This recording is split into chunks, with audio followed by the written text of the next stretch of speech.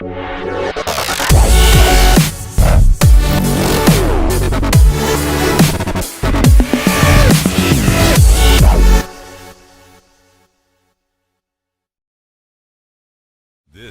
is the Walk-Thru, powered by Triple F Elite Sports Training. Train like a pro. Your all-access pass to the biggest games, hottest stories, and everything high school football in East Tennessee. From the Friday night lights to the chase for championships, we bring you the stars, the headlines, and every heart-pounding moment. So strap on that chin strap and get ready. Jesse, Paige, and the 5-star preps team are here with the most complete high school football coverage in the state. This is the Walk-Thru. Good evening and welcome into 5-Star Preps, the Walk-Thru Round 2 Playoff Edition. Paige Dauer alongside Jesse Smithey in the house of Triple F, and it's a pretty busy night tonight. Very, very busy. Lots of voices going on. I can hear you just fine though, so that's good. We got them to bump the music down just a few notches so I don't have to yell at you while we're doing this. Last week. And, but yeah, it's very, very active here at Triple F. We got a lot of things going on in the gym and out here on the turf and in the weight area as well. And it just shows you their footprint in the community continues to grow. There's more and more kids from, I'm like, hey, that kid goes to that school, this kid goes to that school, and it's reaching out farther and farther. Kids don't mind driving here, and that's what I love about it. It's a unique place, a special place, and the coaches are amazing here. Their trainers are amazing here. So if you've ever been on the fence, parents, about bringing your kid out to Triple F, I think they even offer a free trial. Come out here and just give it a go, and I guarantee you it's probably be a good fit. Yeah, and Lee Smith joined just a couple weeks ago too, talking about how they even stretched out into volleyball. So it really is continuing to grow, has everything you could really want. And we have everything that you guys could want tonight. We have a couple of interviews coming up, including Vincent Napier of Coalfield, Tyreek King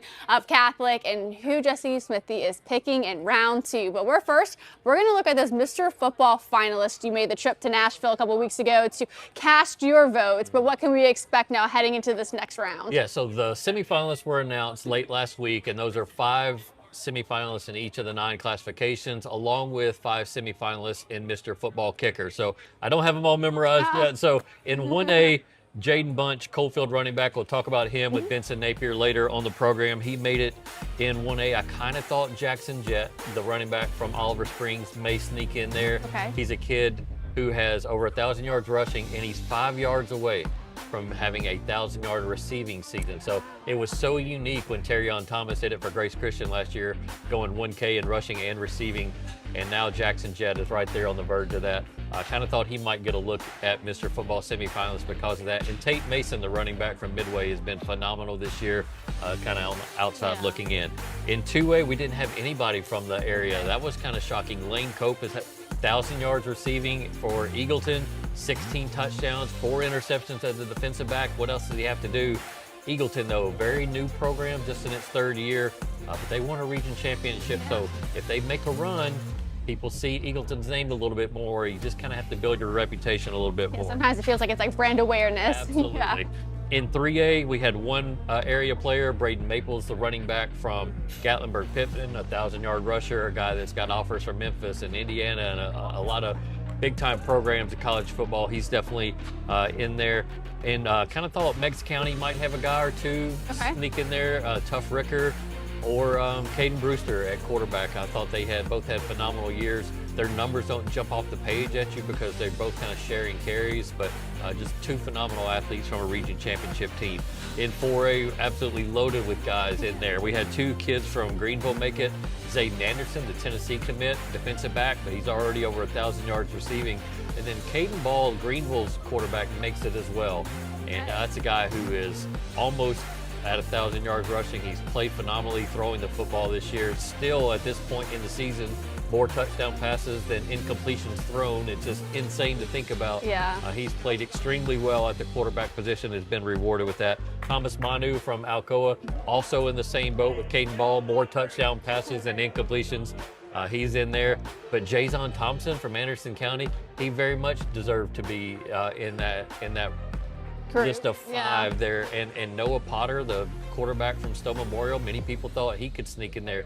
4A was super, super deep. You talked about me going to that meeting, And I'm not allowed to say who I voted for. I'm not allowed to say what happened in that meeting.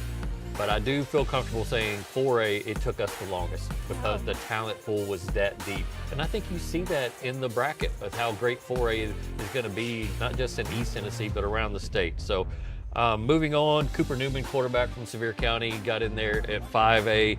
No shock there. Caden Long, a quarterback from Central High School, got in there, 2,700 yards passing, over 1,000 yards rushing. An unbelievable breakthrough season for Caden Long, just a junior. Possibly see him on this list next year. Yeah, keep Deuce that up. Rogers, where's Deuce Rogers at? I mean, that guy has played hurt all season long for Powell, led them to a region championship, over 1,000 yards passing, over 1,000 yards rushing. I really thought he had a legit chance to get in there, as well as Parker Newman, the linebacker from Sevier County, a Power 4 prospect, big-time player on offense and defense. 6A, Will Jones, quarterback from Maryville, got in there, no surprise there. I kind of thought Torrey Beaufort from Maryville had a chance to get in there, a receiver, an all-purpose athlete that got around 900 yards receiving. Sean Jackson from Jefferson County has had an outstanding year in 6A, and I'm sure I'm leaving off a few others as well. A lot of names. 6A is tough. I mean, you're talking about the highest classification in public school, and Oakland's the defending state champion, and they had 2 players get on. Division II, single A, we didn't have anybody get on. I thought Kobe Ward at Concord Christian had a legit chance to sneak in there. Division II, double A, Grace Christian, Jace Ballard. We've talked about him so much on the program this year, what all he does for Grace Christian. Jamie Stinson, I thought, had a feasible opportunity to get in there as a semifinalist. He's just a freshman, and hopefully he stays healthy and gets on this list in the future. I definitely think he will. And of course, Shavar Young, the Clemson commit from Webb School in Knoxville, got on there. It's going to be interesting to see how the committee approaches him, because you know the name Alante Taylor. He played at Tennessee. He played for the New Orleans Saints. His highlight film in high school at Coffee County was one of the best I've ever seen. Yeah. But he played for a 1-9 team or an 0-10 team, and he didn't even win Mr. Football. So if that same kind of approach carries over, I mean, I don't like Shavar's chances, but when you look at what Shavar did this year, despite them losing every week, he still went out there and killed it and put his body on the line each and every week, and I just mad respect for that. Division II, AAA, Tyreek King, the Tennessee commit. We'll hear from him later in the program. He made the cut, and a lot of great players from Baylor and Brentwood Academy and whatever. The list goes on and on. And then Mr. Football kicker, we had 2. We had Michael Van Pelt from Gibbs and Eli Pearson from Oak Ridge. So a lot of representation. So reminder, this is a regular season award. What they do in the playoffs does not matter. The final vote has been cast. The TSSAA just chooses to trim it down in different spots. So in about 2 weeks, they'll announce the final 3 in each classification. And then the week after the championship games, I think it's on a Tuesday, we'll all convene down at Nissan Stadium in Nashville, and they'll unveil the winner. So I don't know who won. It's a blind vote. Don't text me in that. How does this pool compare to last year's representation at this stage? Well, last year I drove down to Nissan Stadium thinking that, again, Eli Graff was going to win, maybe somebody in 4A was going to win, an Anderson County or Greenville player, and we came back empty-handed. Yeah. I think we have a better chance to at least win 2 or 3 Mr. Football awards this year. So I like our chances a little bit better. It's been since 2022 that an actual skill player or a lineman won Mr. Football. Halls had a kicker that won Mr. Football kicker 2 years ago, but a 3-year gap is pretty long for this area, especially what we've been able to do. So I suspect we're going to get some this time. Okay, I love that. Let's look back at round 1 real quick, because a couple of our area teams no longer in the playoffs in very shocking manners. A couple of them having to go into overtime. We could start with Farragut and what that game looked like for them as their season comes to a conclusion. Yeah, Farragut, man, they pieced it together at the end of the regular season, got into the playoffs, and then almost pulled off a first-round stunner on the road at Dobyns-Bennett, a 1 seed, forced overtime there late in the game, and then they fumbled on their opening overtime possession, and then the delay came. They had to wait like 45 minutes or an hour and just sit there and think about that play and how they might be able to come out and stop Dobyns-Bennett when play resumes. And that was kind of torture. And just really put the ball in Dobyns-Bennett's favor coming out of that break. They could do anything. They could draw up anything they wanted during that delay, and they came out and put Farragut away 27-21. But again, for the second year in a row, Farragut climbs out of a big hole. They make it to the playoffs. Hopefully in 2026, they go about it a different way. Some players come back. They'll have Corbin Hobson back at quarterback and a number of other players who've kind of emerged the second half of the season. We'll see if they can start off a little better next year. We'll turn our attention to Science Hill at Oak Ridge. This was another nail biter. Oak Ridge loses 35-31, and Derek Rang, who you guys have an article up of that game up on 5starpreps.com, so make sure you're subscribed. But he talks about how it really was a game where the opponent made just one more play than they did. But talk to us about the kind of final drives, final moments of this game. I mean, you look at Science Hill, and they're an athletic team. They very much look like a team that could have won the region championship up there. Just didn't beat Dobbins Bennett. And but it was a game where, again, at this time of the year, we talked about on the show, Oak Ridge is going to have to win ugly until they got full strength and got healthy again. We saw Will Presley return in that game. We knew he was going to be limited, but he was still on the field late in that game. They were trying to go deep to him, get that home run pass that he and Blaine Stansberry are kind of known for connecting on.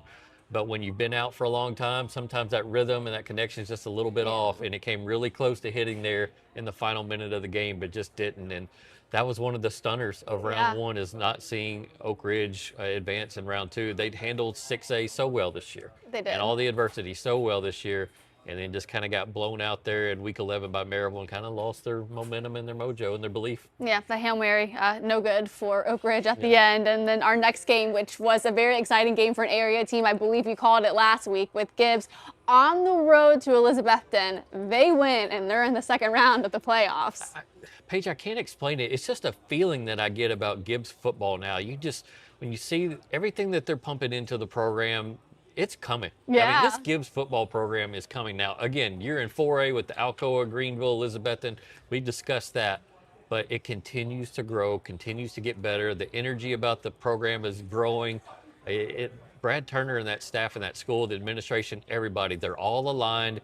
Everybody's kind of pumping that effort and energy into the program, and you could see that win coming. Now, Elizabethton made it close late, kind of made it interesting late, but Gibbs has had so many close games this year, they knew exactly what to do and put the stamp on that win. Now they have to go on the road even farther, I think, in round two, or kind of around the same time length. But again, I don't think anything's going to phase this team. No, I think they'll certainly turn into the mindset of being the road warriors here in the postseason. Like it. So how about CAK? They get a win in the first round, 42-35 over Gold Pasture. Yeah, I tapped into my NFHS account to be able to watch this game at Good Pasture, and it was just score CAK, score Good Pasture, score ZAK, score Good Pasture, and it was just the PA announcer I thought he was going to have to get like some tea up there just to kind of keep his throat going. But there in the fourth quarter, CAK got a score and got a key stop, got a score again, and kind of opened that gap, that buffer they had between them and Good Pasture, and that was the difference. In the fourth quarter, they made the plays to win the big football game. And hats off to Chad Speck and that program for being able to do that. Ryan Gibson, their running back, ran for well over 200 yards in that game. He could not be stopped, and I thought CAK showed a lot of heart and a lot of grit in the fourth quarter of that win. I like that, yes. And then our last game to walk back to in week one, Sevier County and West. We talked about them at length last week, kind of being that quarterfinal matchup from a season ago, and this game could not be in any less of control for West. I mean, Sevier County just came out and dominated this game. Everybody was like, oh, remember last year was a great game. This might be close again. Sevier County said, absolutely not. Yeah. We're going to come out. We're going to home run ball to Bryson Hedrick 2 times in the first quarter for 78 yards and 70 yards, and this game's going to be a dud right off the bat. And that was some of the most crisp offensive play that I've seen from Sevier County this year. Okay. They are peaking at the right time. Some of the things that I've kind of been hoping for and waiting to see out of them, maybe in the middle part of the season to the late part of the season, I'm seeing now. Okay. So when everybody was saying, yeah, you don't want to see West right now, you don't want to see Sevier County right now. They're running the football with more pop and explosiveness, and of course the home run ball is there, and they're right where they need to be going into round two. I like it. Yeah, they're certainly carrying whatever momentum they had last year in the title run up into this point right now. Still to come, we have a couple of interviews that you all will certainly enjoy with Benson Napier and Tyreek King, so stay tuned. We'll have that coming up next.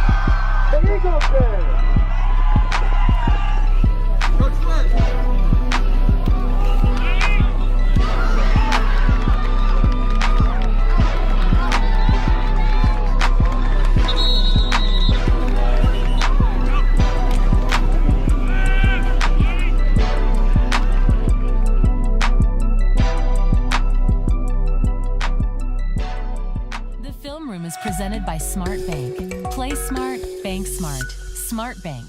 For more information, visit smartbank.com.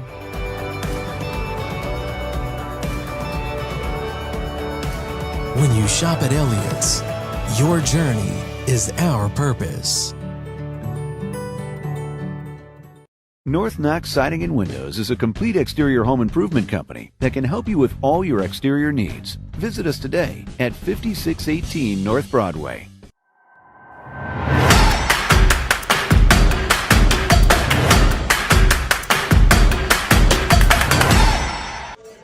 Tyreek, you got a 1,000-yard season for a third year in a row. What's that mean to you and kind of what you've accomplished in your career? It means a lot to set that in stone for 3 consecutive seasons of over 1,000 yards. I mean, I worked my butt off for that. I mean, definitely a big accomplishment for me. Yeah. Under Armour All-American, I know in the preseason you got to go down and work out with Justin Jefferson. And what did you learn from him? Were you able to kind of pick up any tips from him? Yeah, of course. I picked up my breaking, breakoff speed routes, really just everything. I learned the basics, 3 steps, drops, drop your hips, all that. I learned a lot. For sure. What was it like to see yourself in a commercial? It was different. It was crazy. It was definitely different from when we shot it to the commercial. It was definitely amazing how they edited and everything. Yeah. You're a Tennessee commit, and I know you're down here at the quarterback club today. What's it been like to be a Tennessee commit through your career, especially the last half of your career, junior, senior seasons, in terms of hearing from Ball Nation? It's been great. I mean, I've been loving everything about it since October 31st when I first committed. I've been loving it. Everything about Tennessee, just home. I just love everything about it. It's just perfect for me. Perfect. I think a couple of years ago you came down and I gave you a 5-star prep sticker and you put it on the back of your helmet. Yeah. And I owe you the world for that because now everybody wants a sticker for their helmet. What made you do that? And do you get comments about it or just, I don't know. I love to hear why you chose to do that. Yeah, I get a lot of comments on why you do that or why you do that from my teammates. So like, yeah, I really did it just cause like a sticker. I don't have nothing on my helmet. Throw it up on there, so get some camera time. Yeah, now, like I said, players all around East Tennessee are begging me for stickers and want to put it on their helmet. So definitely got to thank you for that. Yeah. The goals going into college, obviously Tennessee has a great offense and a great offensive staff.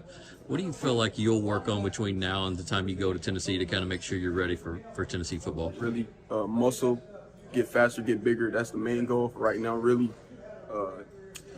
And really just make sure I got my head on straight, going in there working, football comes first before anything.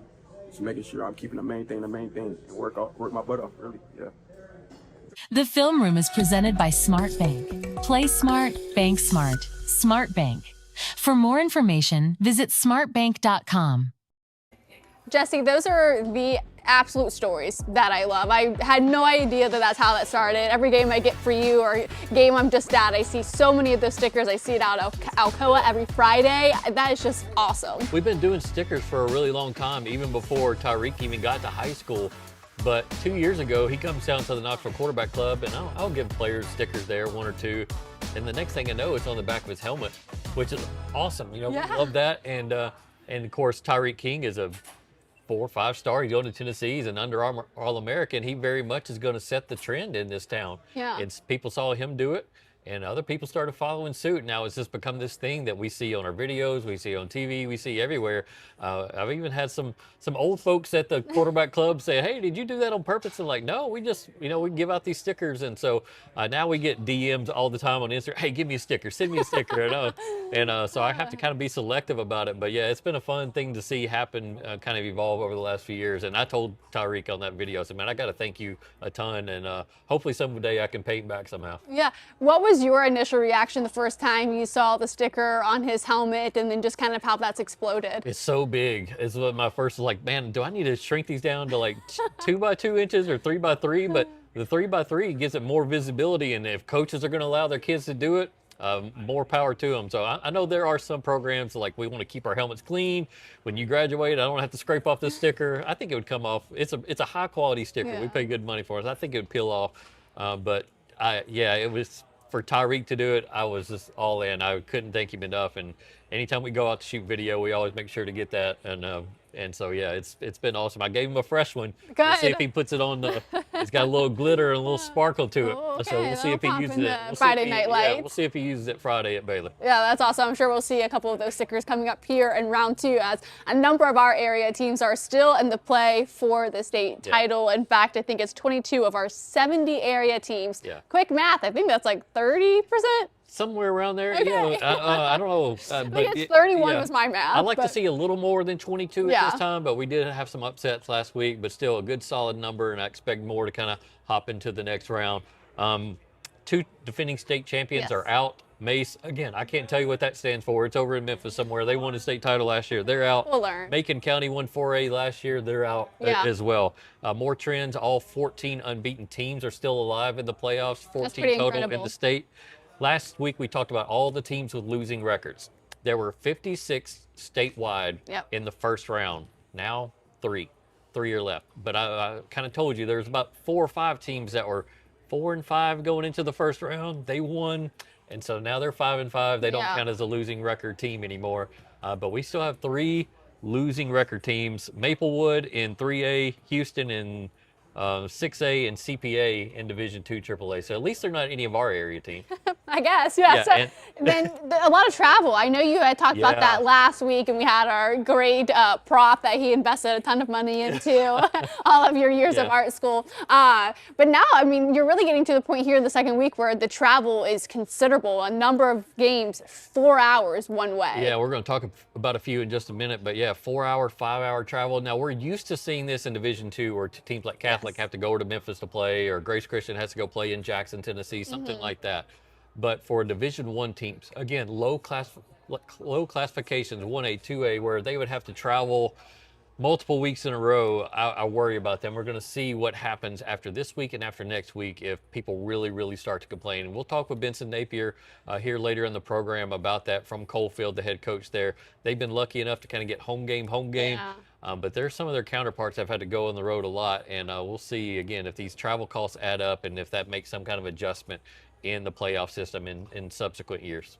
So the first game that we'll look at has a considerable travel involved. It's in 3A, where it's Forest heading to Gatlinburg-Pittman. That is a 4-hour trip one way. That is a second round matchup. After understanding that part, what's something that we need to know about this new matchup? This is a matchup of Mr. Football semifinalists. Braden Maples from Gatlinburg-Pittman, and Forest has a running back page that's got 2,700 yards rushing already at this point in the season, almost 40 touchdowns. That lets me know, number one, this guy's elite. Number two, they have a great offensive line. When Deshaun Bishop was running wild at Cards, they had a great offensive line. You don't do it without the guys up front at that level and that kind of clip. So Gatlinburg-Pittman, no doubt, like everybody else that's played for us this year, is definitely going to have to key in on this guy, but he keeps putting up numbers. Yeah. He ran for over 400 yards last week. in wow. a playoff game. Yeah. Now, I'm sure it was against a lower seeded team, but still. So that's going to be the key for Gatlinburg-Pittman in this game. Can they limit that guy to maybe 150 to 180? That would be really good for Gatlinburg-Pittman. They have the defense to do it, so we'll see if they can. Yeah, one drive that is a lot more, you can stomach this one a little bit more. Stone Memorial at Anderson County. So Stone Memorial, they're 10-1 on the season. Anderson County has had a phenomenal season as well, especially taking down Alcoa at the end of the regular season. In this matchup, who are those key players? Noah Potter. Again, we talked about this in the Mr. Football semifinalist spot earlier in the program. He's a quarterback, senior, has done it big, and they've performed extremely well from start of the season till now. And man, what a huge cap or feather in the cap it would be for Stone Memorial to knock off a program like in Anderson County, because in the plateau sometimes it's kind of like Upper East Tennessee. They don't garner the respect statewide that they should. And even with Upperman doing well, and even with Macon County doing well, sometimes they just don't get that respect. And for Stone Memorial, a program that continues to grow, they need a win like this, a statement win. So I think you see a motivated Noah Potter because he didn't get Mr. Football semifinalist. And I think you see a motivated Jason Thompson from Anderson County because he didn't get Mr. Football semifinalist. So this is going to be a matchup of wills, and I don't know. I like it. It's a fun one to look at on paper and look at all the statistics and go, man, this could really go either way. What I find interesting about that matchup for Stone Memorial, their only loss on the season comes to Upperman. They lost 40-7, and who is Upperman facing? Alcoa, who's going on the road for the first time in the second round in over 2 decades. 200 years, I think. I know. Oh, okay, I was like, I didn't go that far back. But it's strange. They went to Upperman just a few years back. Yeah, I think it was 2018, 2019. So this isn't foreign for them to go play at Upperman. They are very familiar with what that bus ride's going to be like. They know how to handle all the logistics of it all. But you're right, it's weird in that they have to do it in the second round. Yeah. Bronson Chaffin, their quarterback, is a Mr. Football semifinalist at Upperman. He's 6'3", 6'4", 235 pounds, thrown for over 1,000, rushed for over 1,000. He's going to Georgia State. He is a monster. I've watched him play football. I've watched him play basketball. They won a state championship in basketball this past year. Oh, he was wow. a key member of that. Crazy athletic. He is going to be the focal point of Alcoa's defense. And when you look at Alcoa quarterbacks they faced this year, other than Will Jones in week 1, they haven't really faced anybody like this that can run it that physical. Will Jones is 6'3" and maybe 175, 180. He's not 6'4", 235, 240. I mean, that guy is a truck. Yeah. And but Alcoa, they play and always have played a physical brand of defense. They're going to be up to the challenge, I think. I'm sure they'll maybe look a little too at the Anderson County footage because that's the last real quarterback that they have faced in the regular season, and they gashed the Alcoa defense. Yeah. We'll turn our attention to Lawrence County at Halls. This is their first meeting. Lawrence County 8-3 on the year, a 5A matchup. Yeah, and again, this is one of the matchups I want to talk about just because of the travel involved. Lawrence County is having to come from southern Middle Tennessee all the way up to Halls, and you wonder, I'm 4 sure, hours. yeah, all these teams that are traveling 4 hours from Middle Tennessee to East or East to West, they all want to stop where? In Cookeville at Tennessee Tech to do a walk-through. Well, at some point, all these teams are traveling the same roads. Yeah. There's only so many places you can stop and do a walk-through. So inevitably, they're going to have to stop somewhere and do a walk-through and break up the trip. But it's just such a taxing trip to make. 4 hours, and then you get into a different time zone. Yeah. I wonder if that wears them down. It plays right into the hands of Halls, who, by the way, 0-3 to start the year, and now they're hosting a playoff game in the second round. Meanwhile, Central, who beat them and was the 2 seed, they're going on the road to Columbia, and it's just like wild things happen in the playoffs. I love it, but yeah, I mean, it's crazy that Halls is hosting a playoff game. I think it's going to be electric up there, and I don't want to give my pick away just yet, but I was like, do I need a circle? This will be a good one. Yes, okay. Our next game, we can move up in classification to 6A. It's Maryville hosting Riverdale, who's 8-3 on the year, but Maryville is 2-0 against Riverdale. This is old school big boy football right here. Maryville and Riverdale are used to facing off against each other, but it's been about a decade or so, maybe 2011, somebody told me, since Maryville and Riverdale face each other in the playoffs. But it used to be one of those things where if you saw those two brand names put on the same paper, everybody was going. It didn't matter what corner of the state you lived in. You wanted to go watch Maryville play Riverdale. And Riverdale, right now, they don't have the star power. But a year from now, we'll be singing a different tune because their quarterback is 6'4", but he's a sophomore. And he's about 195. And their running back's just a sophomore. Once they hit the off-season circuit in recruiting, you'll see their names start to come up. So for Maryville, maybe it's the right time to catch this Riverdale team when they haven't fully developed into that power that they might be this time next year. Maryville, of course, a lot of seniors on that team, a lot of senior leadership, and so they will be favored to win that football game. And I think you could even go to round 1 where Derek Hunt's team played with a ton of confidence in that game. They had nearly 400 yards of total offense. I think that could carry. Absolutely, and ran the football well, did a lot of things well in that football game, and they very much want to get back to that semifinal round. They know what they have to do. It's going to be tougher in the second round maybe than years past just because of the new system and you're having to play Riverdale, but at least they're not having to go on the road. They have it in the friendly confines of Maryville's football field. Yes, okay. So Division II AA, we've got Grace Christian Academy. They're still very much alive here in the playoffs, but they're playing host to BGA, which I believe this is their first meeting as well. Yeah, BGA is very, very good. They very much have the attention of Grace Christian this week, and basically because of their quarterback, Cade Marable, a kid who has thrown, I think he's completing 79% of his passes.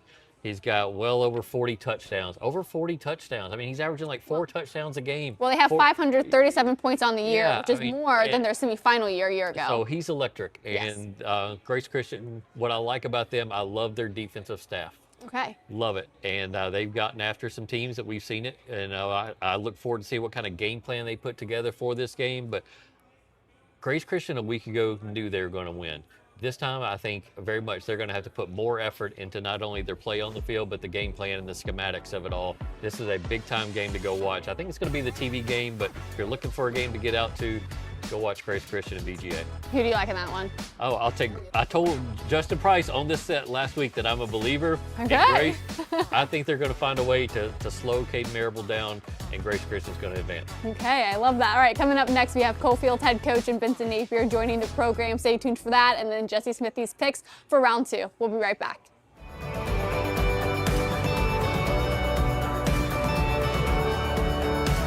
When you shop at Elliott's, your journey is our purpose.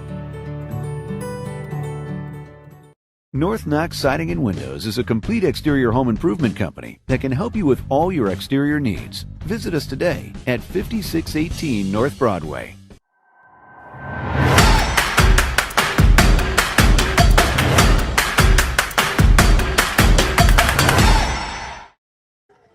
Welcome back to the Walk-Thru, presented by Triple F. Now joined by Benson Napier, head football coach at the Coalfield School in Coalfield, Tennessee. And Benson, you're becoming a regular on the show. You were on here last year right around this time. I'd love to have you on, and congratulations on the season so far. Oh, well, thank you. Appreciate you guys having us on. Always fun to get on here and just talk about a little football. Yeah, y'all made a terrific run last year, made it all the way to the state semifinals, and this year had a kind of front-loaded schedule, some difficult games right off the bat there, and I'm sure that was possibly by design. Talk about just kind of the start to y'all season, what you wanted to see out of this team at that point. Well, I told everybody going into the year we were going to find out what we had the first 2 weeks of the season. Gordonsville ended up 10-0 in AA. They're in the second round. Stone Memorial went 9-1. They're in the second round in 4A. So knew those first two were going to really challenge us, really test us, and we were going to find out what we had as a football team after graduating, some really good seniors, and our kids responded as 2 games I feel like we should have won.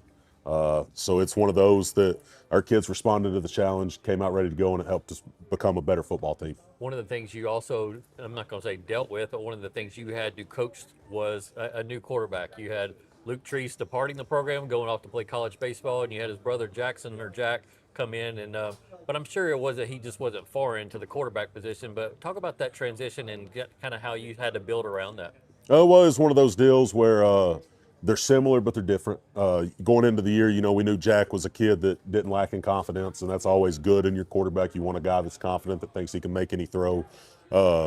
We changed up what we were doing a little bit offensively, not necessarily for him, just stuff we felt was going to better suit our program. And, Luke was fantastic for us. Jack's done a great job. Being honest with you, and I've told Jack this, I expected to end the regular season, him to 15 to 20 picks, but he's done a very good job taking care of the football. He's got more comfortable as the years went. He's a kid that, as he grew up, he didn't play quarterback. He moved to playing quarterback when he was in 8th grade. So getting live reps this year was something new for him. First couple weeks, he got better and better, and he's finally really settled in. He's starting to throw the football really well for us. In Coalfield, when you have a group of kids come through that's really special, kind of like you have now, how excited does the community get? Because I'm sure they've seen these kids come through in little leagues and everything since they were 5 and 6 years old. And we kind of saw it in the spring when they made it all the way to the championship game in baseball. It just seems like a nice, special group of athletes that you've got right now. It is, and it's always fun because you can kind of see where we're at pre-K through 12 school. You see these kids grow up year in, year out. And, I mean, it's one of those people are going to say, oh, Coalfield brings all these kids in. Everybody on our football team played middle school football at Coalfield. Mm-hmm. They were in Coalfield in elementary school. And you get to see these kids grow year to year, and it's sport to sport. And you can look and say, okay, this has a chance to be a special group. When they're in 4th and 5th grade, you're seeing what they're doing. You're like, if these kids work, they got a chance to be special. And we're on a very special run right now at Coalfield, especially to be as small as we are. I think we're the 5th smallest school in the state that plays football. So it's one of those, it's fun, getting to watch kids grow up and turn into men right before you.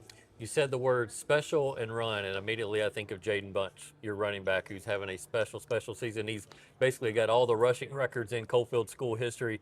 You told us about him last year. What have you seen about his play this year? He's got better. He sees the field well. What I'm really excited about, he's blocked a lot better this year. Even when pass protection, we've played him at H-back some early in the year. He's getting after people blocking. And it's a kid that, he holds, he hopefully will break the single season rushing touchdown record Friday night. He's already got the career rushing touchdown, career rushing yardage. I think he's got a chance at the single season rushing yardage record. If we stat padded, it would be unreal what he did. There's been 3 games this year where he's not played past the 9-minute mark of the second quarter. There's been another where he didn't play in the second half. So he's been cut short 2 full games just off that. And I mean, last Friday he got 4 carries on the first 2 series of the game, didn't get to play. He's a special kid, special running back. I don't like bragging on him that much because he's my nephew, but he's been fantastic this year. And, you know, it's been great to watch him grow up and turn into the player he is. And it's not, with this offense, it's not just him. I look at your receiving stats that they send me each and every week, and I think it's Waylon Burgess, who's averaging around 30 yards a catch. To have that out on the perimeter, that's a huge luxury to have. It is, and that's what we knew kind of going into the year. People were probably going to try to stop the run. Hayden Hedrick, our number 2 running back, he starts at H-back. I think he's the second best running back in 1A football. We're blessed to have him, and he gets a lot of carries as well. But we knew teams were probably going to try to load the box on us, try to take away the run. And with somebody like Waylon split out, Cruz Shannon, Lane Adcock, Bo Wilson, those guys get a lot of one-on-one matchups, and Jack's got the arm. We want to try to stretch the field and take shots vertically if you're going to load the box, and Waylon's made some good plays for us. So Waylon, or is it Cruz that has 30 yards a catch? I don't know which one. They're both having really good years for us. Both very dynamic at wide receiver. A little different. Waylon's a tall guy that's going to go catch jump balls. Cruz plays in the slot and can score from anywhere on the field. So, I mean, it's great to have that. When you're loaded with athletes, it's hard to get the football to everybody, but our kids, they don't care who does what. They're not selfish. It's, are we winning at the end of the night? And they're going to do whatever it takes to win. Defensively, is it Eli Ritter, who I see a lot, his name kind of popping up as well? Yes, he's had a really good year for us on the D-line. He's a kid that we kind of could see it when he was a freshman. He's just wide open all the time. I mean, it is nonstop wide open. He played a lot for us last year. He stepped into starting on the D-line this year, and his motor is nonstop. I mean, he goes wide open. He chases things down from the backside. He can get off blocks and make plays right in front of him, play side. He's had a really good year for us on the D-line.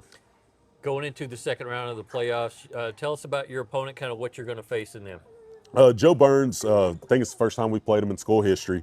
They're a team that they get in some heavy sets. They like to run the football. They got a couple really good athletes. They got one guy that's threw for like 600 yards, ran for 500, was caught for 400. Dynamic athlete. They are a team that they got solid size for a 1A school. We're going to have to show up ready to play. Got to be able to control the line of scrimmage. If not, they're going to be content running, getting 3, 4, 5 yards a pop and shortening the game down, making us have to maximize possessions.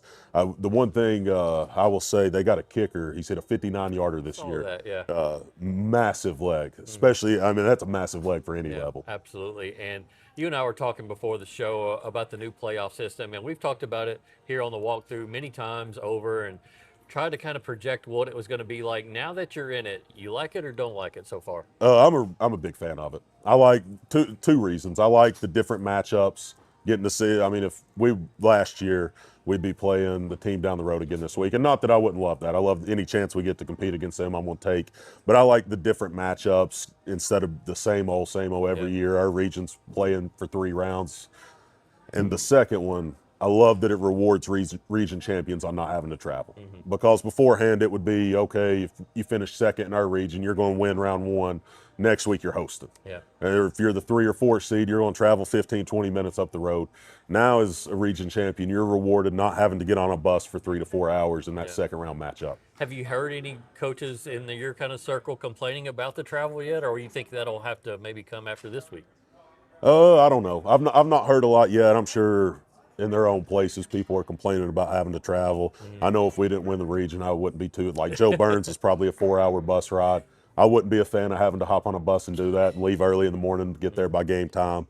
But it's one of those things. The thing I wish that would change looking at next week, if Sale Creek beats Rockwood Friday night, even though they're a 2 seed, we got to travel in the quarterfinals. I wish we would get that changed to where the higher seed was hosting. But overall, I'm a huge fan of the change. I like it. And like I said, win your region, or if you're traveling, you're traveling. Yeah, we've talked on the show about my concerns were just, again, isolated spots and lower classifications where the travel costs can add up week to week, especially if you win this week and you have to get on the bus ride again for another 4 hours. You're talking about $9,000 to $10,000 that adds up pretty quickly. Yeah, and that's what you know. Thankfully for like Rockwood, they rode 3 hours to play at Cloudland against Hampton. This week they're traveling down to Sell Creek. Now from Rockwood to Sell Creek's not too bad of a drive down 27. But I gave you the example before the show, the team down the road. They went 2 hours to North Green last week. They're going 2 hours to South Pitt. If they win, they're on the bus again next week for 2 hours to Clay County. So it's one of those that it would add up very quickly, and I could see that being an issue down the line. Well, Benson, man, thanks so much for joining us on the appreciate program. you having me Always on. Great to see you and talk Coalfield football. Oh, and again, the voice, man, the voice. Someday when you get done coaching football, you got to put that voice to use. Join us on the show, be in media or something. I always look forward to hearing you tell stories. I appreciate it. Thank you. Right, that's Benson Napier right here on the Walk-Thru. Don't go anywhere. We got a lot more show to go.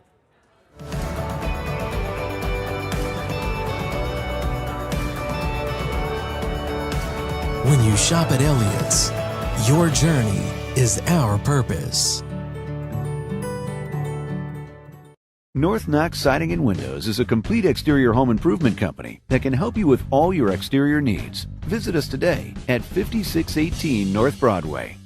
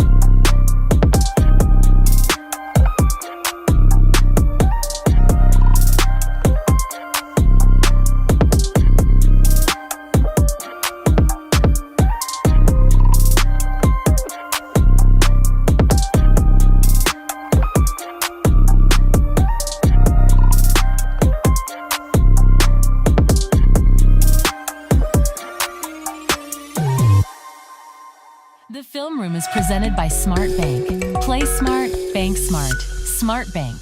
For more information, visit smartbank.com. Welcome back in, Paige Dauer alongside Jesse Smithey. You saw the Grace Christian highlights there. You mentioned last segment or a couple segments ago that you liked Grace Christian in this matchup. What specifically gives you confidence that they could handle a really offensive team in BGA? Well, one of the things I saw last week was the return of Trayson Derry, their quarterback. Remember, he went down early in the season with a collarbone injury. He's a guy that's going to play baseball at the next level at Western Kentucky, I believe. But he's a gritty competitor, a gamer. I don't know how they're going to use him because Cooper Braven, their other quarterbacks, play so well and everything's kind of going smoothly. You don't want to disrupt that flow. But just having his presence back on the sidelines or out in the field is just a shot in the arm, I think, for Grace Christian. And again, the running backs that they have, the skill players they have, guys like Caden Weber who kind of surfaced and we see his name much more often nowadays. The offensive line, the synergy of this program at this point.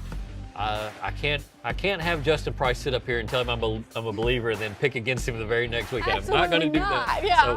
So even if they win this game and they go play Boyd Buchanan, I'm going to pick them to win. So Grace Christian gets the win in this game. Okay, I love that. Good way to start. Rockwood at Sale Creek. Rockwood 7-2. Sale Creek is 10-1. But where are you leaning? So Rockwood went on the road last week and they upset a 1 seed, and now they're going to play a 2 seed. And you go, man, there's no way they're going to do it in a row, 2 weeks in a row, right? They are. Okay. You look. I went through Sale Creek's schedule on Max Preps, and I clicked on every team that they beat, and every team that they beat had a terrible record this year. So, strength of schedule, not very good. No. Rockwood runs that wing tee. You hate to see it, especially in the playoffs. It's hard to prepare for. They got dudes back there in that wing tee. John Webb is one of the guys that I always say never gets enough respect statewide about what he does for that Rockwood program. He's been there so long and he's doing it the right way, and Rockwood gets this win. Okay, so that would be the first time since 2017 that they've advanced past the second round. I like it, yeah. Okay, so for Gatlinburg-Pittman, we've talked about this earlier in the show. It's the long drive. It's the Mr. Football finalist matchup. But which way, I guess, are you leaning? I'm going to pick GP to win this football game, Okay. but I don't feel super great about it. Okay. Again, I think it's going to be a close game. We got big-time players on both sides of the football. We talked about, is it Forrest that they're playing? Yeah, Forrest. Their running back has 2,700 yards and just 400 yards in round 1. Nobody has held him to, I think, under 120 yards all season. And Gatlinburg-Pittman has the guys on defense that can make life difficult for him enough that Gatlinburg-Pittman can outscore this team. So I like the Highlanders to win, but this one's going to have my attention on Friday night. We have another matchup where it features a long travel. Instead of our area team being the home team, at Central being the road team, they'll go to Columbia, which is another multi-hour drive. For Central, can they handle the drive? Can they handle the matchup? They've handled adversity. They've handled close games all year long. So if they get into a raucous environment down there, and let's just say they get down 14-0, I'm not going to sweat it because they've come back from deficits. They've faced mobile quarterbacks all year long, and that's what they're going to get in Columbia Academy's quarterback, a guy who, again, like a lot of the quarterbacks we've talked about tonight, have over 1,000 yards rushing, 1,000 yards passing. The duality of these guys that we're seeing in high school offenses now is incredible. Yeah. But that's what they're going to get. And they faced Deuce Rogers this year. They faced Amari Lethgo this year. They faced William Blunt's quarterback, Jackson Dabrowski, who's very much a dual threat quarterback. Yeah. So nothing that Columbia does is going to rattle Central. And the way that they've been able to handle everything this year gives me the utmost confidence that the Bobcats can go on the road and get this win. I like Central. You think it's going to go through the defense for Central? Yeah, and again, I've talked about their secondary so much this year with Jackson Badgett and Torrin McAfee, and there are a number of other players too, but what they have there on the back end of their defense is kind of a nice kind of safety net to have, so to speak. Yeah, I like that. Lawrence County at Halls. We mentioned them earlier, the hole that they started in, climbing out, now hosting. Where are you leaning? I talked to Brody Rogers, their star kind of wide receiver, defensive back, and I was like, look, man, what changed? Y'all were 0-3. Did y'all do something schematically different? Did you plug and play and place a different player somewhere? He said, man, we just, at some point we had to put ourselves, selfishness, whatever you want to term it, aside and find a way to come together as a group. And they've done that, and they've reaped the rewards and the benefits of that over the last 6 to 7 weeks. I'm not going to do 6-7 this time. Even though I just That was insane. even though it popped into my head, I'm not going to let the intrusive thoughts win on this one. But I like it. Hall's getting this playoff game at home, I think they're going to take advantage of it. They don't have to travel so far. They're excited to get this second round game. I know they are. That community is going to be behind them. There's a very supportive football community. put me down for Hall. Yeah, I wouldn't be surprised to see more inspired play out of that team and for them to be able to kind of put their ego and pride aside. It's a huge testament. What it would be, 0-3 to possible third-round appearance. That'd be great. It would be incredible. Another team to look at, we mentioned them earlier in the show. It's Riverdale at Maryville. This is going to be a heavyweight battle. You mentioned, what would you say, big boy football? Big boy football, yeah. Who are the big boys we're looking for in this one to make some plays? Yeah, we talked about Riverdale and their quarterbacks and their running back, just again, sophomores. Are they ready to come to a Blount County where they'll see all the championship banners in that end zone and they'll see Maryville and the fan base are they ready to come into this environment and win a football game at Maryville? It's really hard to do, especially for underclassmen at such key points in an offense. I like Maryville to win this football game. Again, senior leadership, the guys up front, Will Jones, he's a junior, his experience. Torrey Beaufort, the running game has kind of evolved through the year. I think the defense has gotten better. And again, all the off-season preparations and all the mindset of just getting back to that semifinal round, I think comes into play in this game. Maryville wins. I love that. All right, so good job for all of our pretty much area teams in this one. And then if you missed any part of our show, we talked to Tyreek King, how the 5-Star Preps sticker helmet started, Benson Napier of Coalfield, and their return to the high school football playoffs. If you missed any of that, it's back in the show. If not, make sure to subscribe at 5starpreps.com. We'll talk to you guys next week. This is the Walk-Thru, powered by Triple F Elite Sports Training. Train like a pro. Your all-access pass to the biggest games, hottest stories, and everything high school football in East Tennessee. From the Friday night lights to the chase for championships, we bring you the stars, the headlines, and every heart-pounding moment. So strap on that chin strap and get ready. Jesse, Paige, and the 5-Star Preps team are here with the most complete high school football coverage in the state. This is the Walk-Thru.